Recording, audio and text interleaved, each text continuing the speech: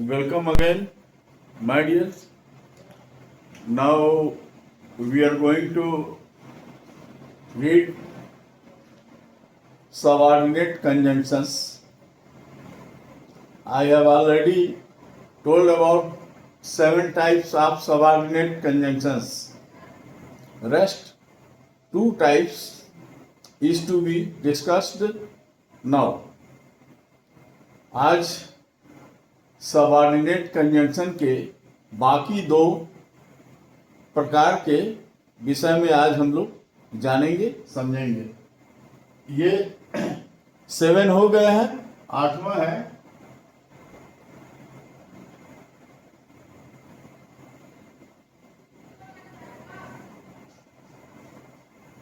Type 8 conjunction of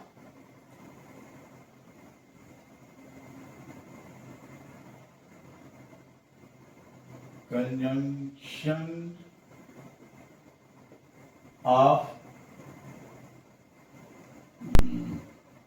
concession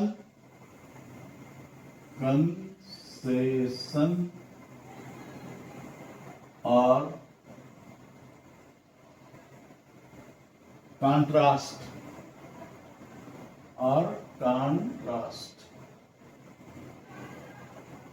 इसका मतलब होता है कि कंसेशन मतलब कि विपरीत परिस्थितियों में भी अगर कोई कार्य किया जाता है तो इसको कंसेशन कहते हैं, और दूसरी भाषा में इसको कंट्रास्ट भी कहेंगे। जैसे कि मैं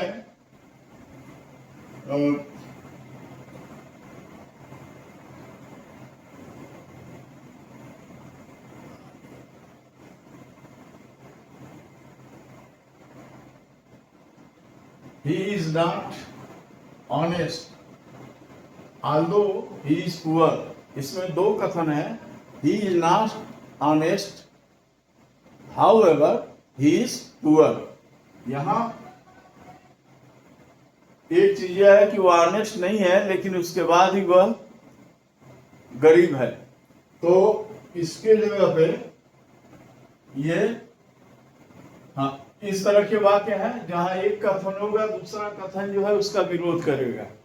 तो और इस तरह के कंजंक्शन है दाऊ, कंजंक्शन है दाऊ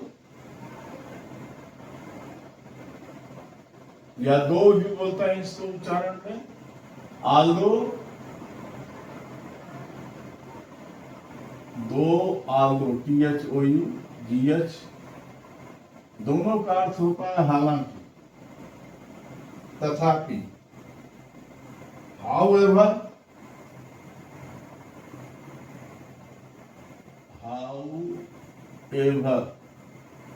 इसका भी मतलब होता है हालांकि। even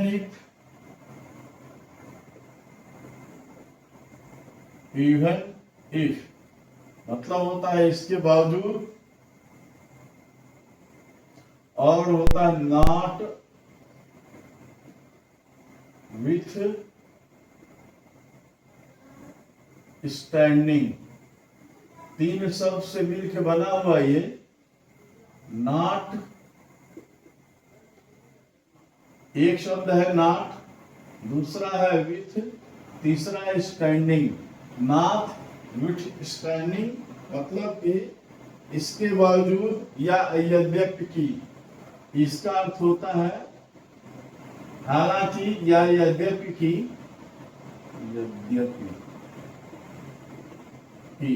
बाकी सबका अर्थ होता है तथापि या यद्यपि।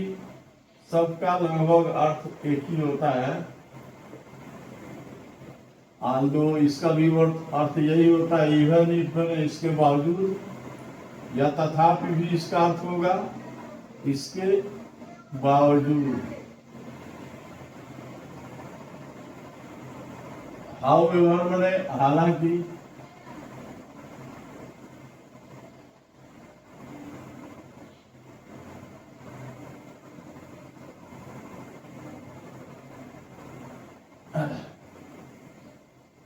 अब इसका उदाहरण पहला है he is not honest,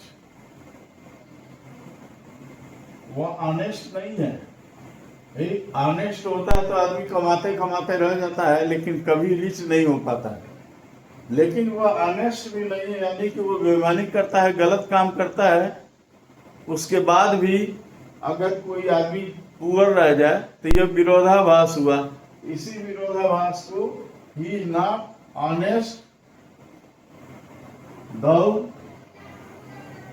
he not honest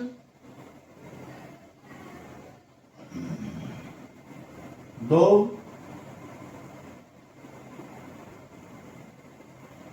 he is rich, he is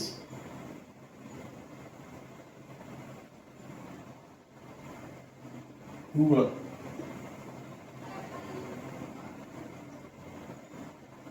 यद्यपि वह ईमानदार नहीं है, यद्यपि इसके बावजूद वह गरीब है। तो दो यहाँ पर कंजंक्शन है।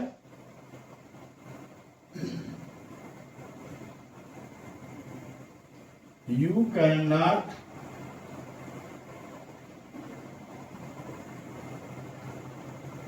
pass. However,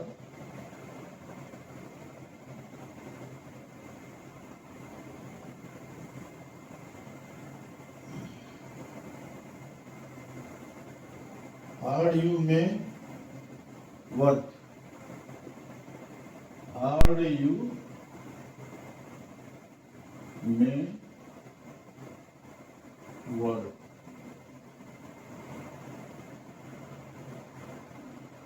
यहाँ देखिए ये प्रिंसिपल क्लास होगा, यू कैन नॉट पास।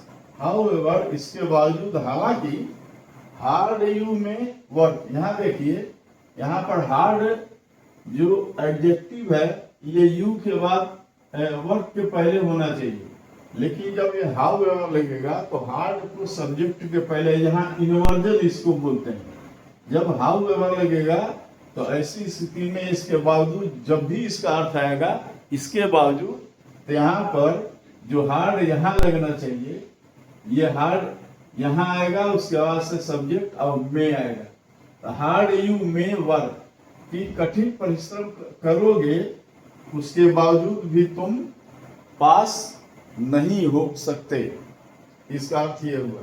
यहाँ हाउ एवर ये कंजंक्शन है।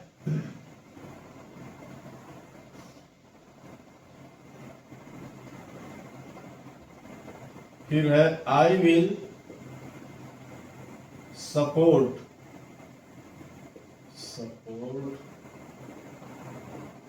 Even if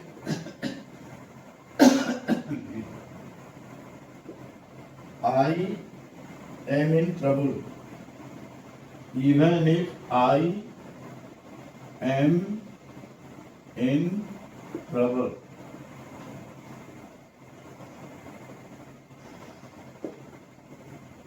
I will support, मैं सपोर्ट करूंगा, मदद करूंगा। Even if, इसके बावजूद की, तथापि, इसके बावजूद की, I am in trouble, मैं अगर परेशानी में हूं उसके बावजूद भी मैं आपकी मदद करूंगा। यहाँ इवन इफ कंजंक्शन हो गया। एक दूसरा उदाहरण यह है, even if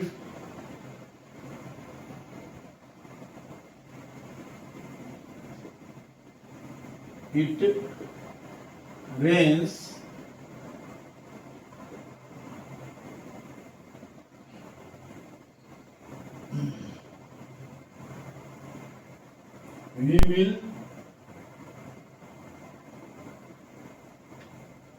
we will still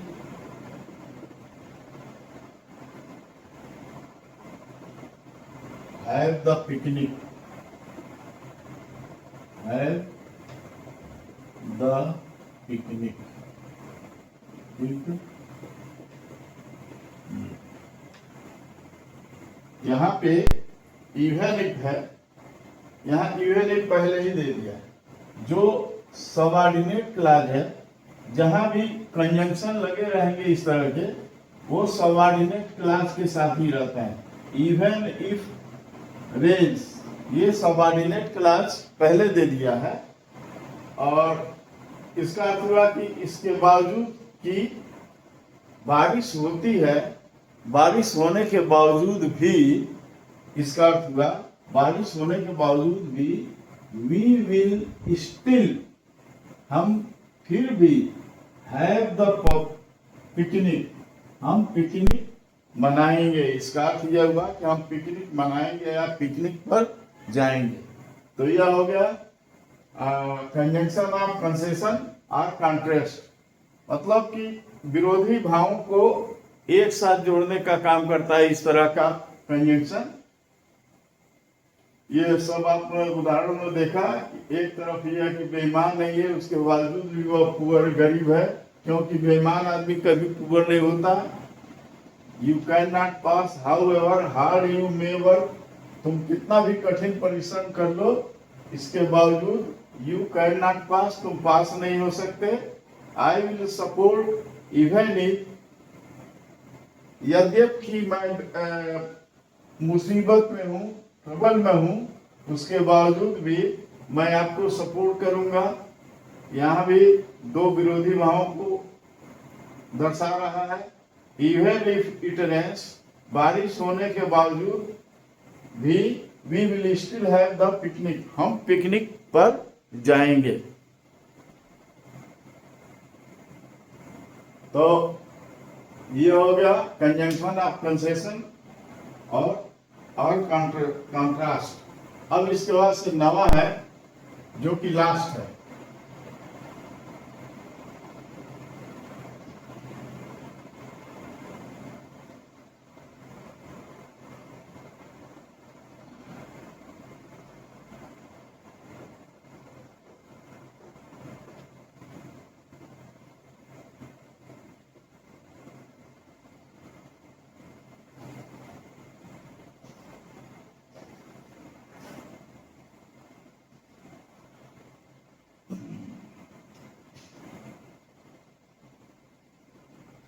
Right.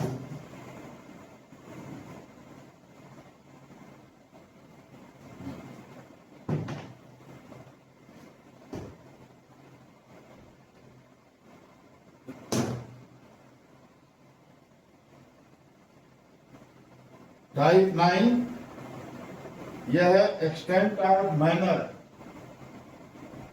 ये कंजंक्शन ऑफ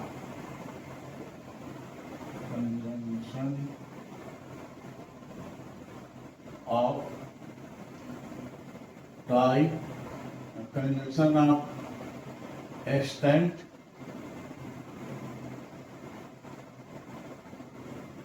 और माइनर।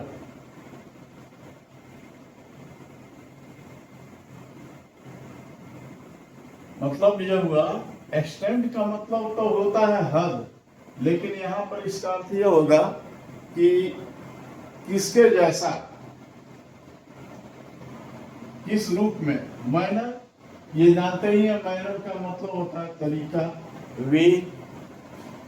तो इसमें अगर कोई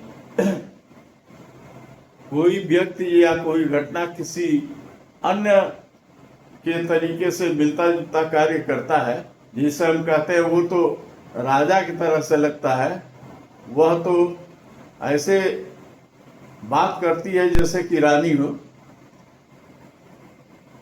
वह ऐसे बात करता है जैसे कि बहुत बड़ा विद्वान हो।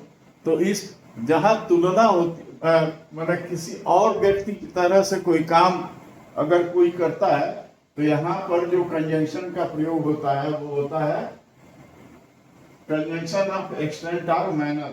ये बहुत कम है, ये होता है as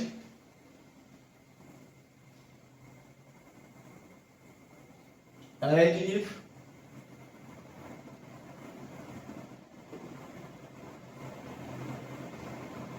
according to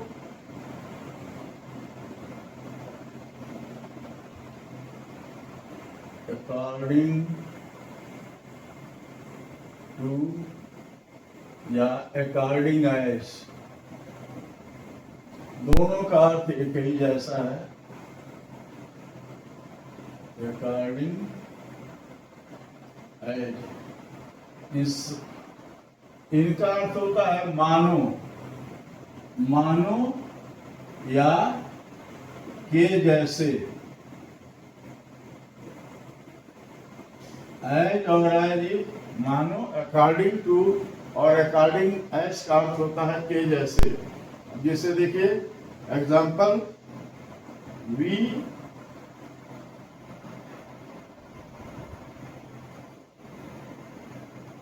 reap as we sow. यहां दो बातें दी गई हैं। यहां दिया है कि हम काटते हैं, कैसा काटते हैं, जैसा हम बोते हैं, वी सो, जैसा हम बोते हैं वैसा ही काटते हैं। तो यहाँ एज जो है ये मैनर बता रहा है। एज कहीं कहीं तुलना के लिए भी आता है, तो कंपैरिजन में होता है, वो कंपैरिजन का कंजंक्शन होता है। लेकिन यहाँ पर ये क्या है, ये दो कार्य की तुलना कर रहा है कि एक काम अगर ऐसा करोगे तो उसी के अनुसार तुमको फल मिलेगा। तो ये एज यहाँ पर ये हो गया कंजंक्शन ऑफ मैनर। फिर दूसरा उदाहरण, while in Rome, मैंने जब रोम में हो तो क्या करना है, do, while in Rome do as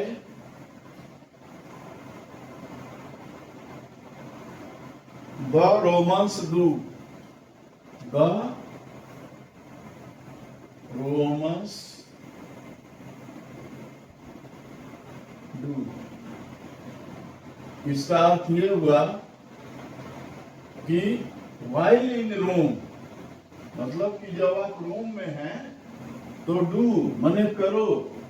यहाँ पर ये हो गया एक वाक्य, प्रिंसिपल क्लास हो गया, कैसा करें, एज मने जैसे।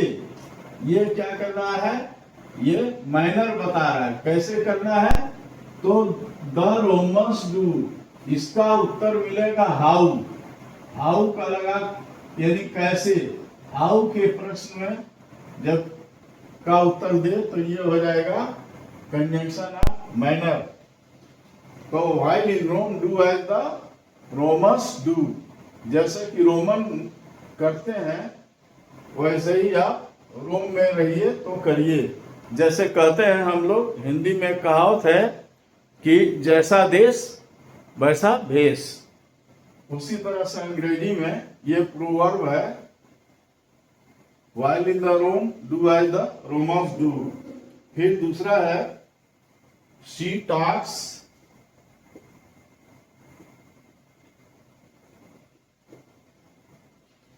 as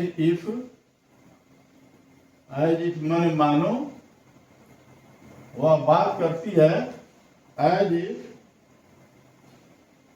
she were a king, she were a queen। यहाँ ध्यान दीजिएगा, ट्रांसलेशन के अनुसार, नियम के अनुसार आप कहेंगे यहाँ तो शी के साथ वेयर क्यों लगाए, शी वास क्यों लगाए, वास क्यों नहीं।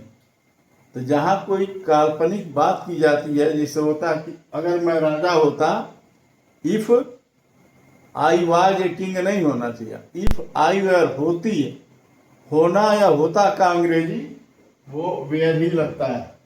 If I were a king, अगर मैं एक राजा होता तो आई के साथ वेयर लगा है। उसी तरह से शी वेयर ए किंग माने कि वह एक रानी है। यहाँ पे इसका अर्थ होगा कि मालूम पड़ता है जैसे कि वह एक रानी है। शी टॉक्स एज इफ, मानो कि वह एक रानी है, यानी वह एक रानी की तरह से लगती है। बात करती है। फिर अगला है the boys were punished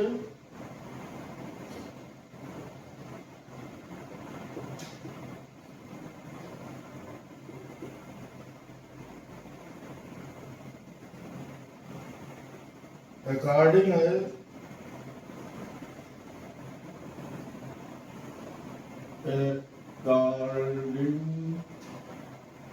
as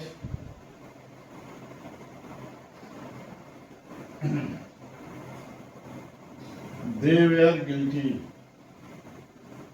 They were guilty.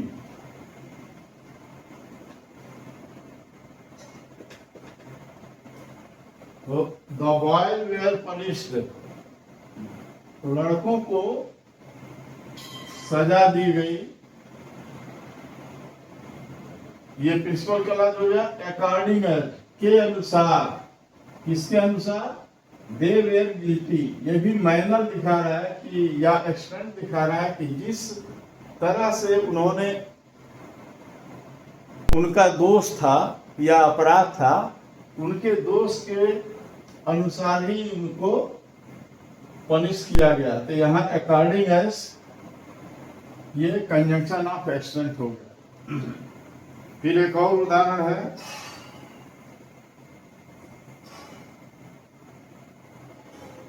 The candidates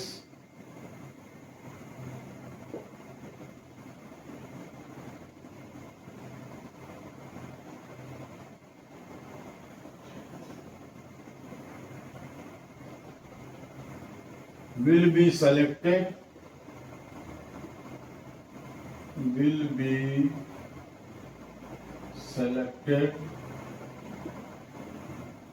according to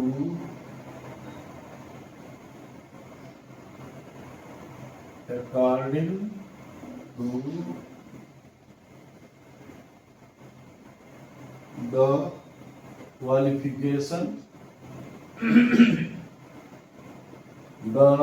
qualification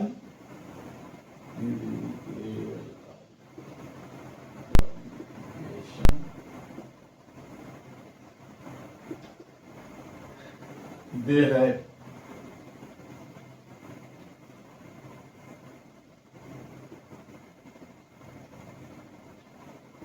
देखिए ये तो प्रिंसिपल क्लॉज हो गया। The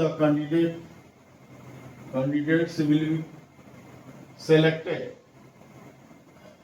according to the qualification, माने इनके योग्यता के अनुसार।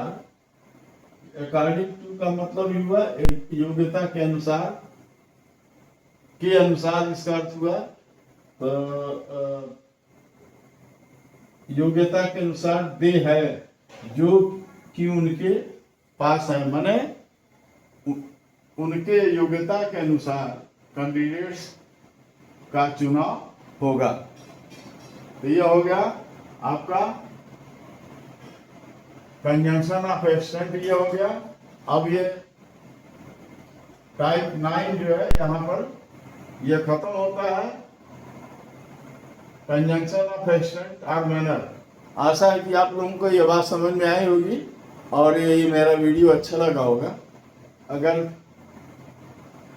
ये मेरा वीडियो आप लोगों को लाभदायक लगा हो तो कृपया इसको लाइक और सब्सक्राइब करें और कमेंट में भी हमें उत्साहित करें।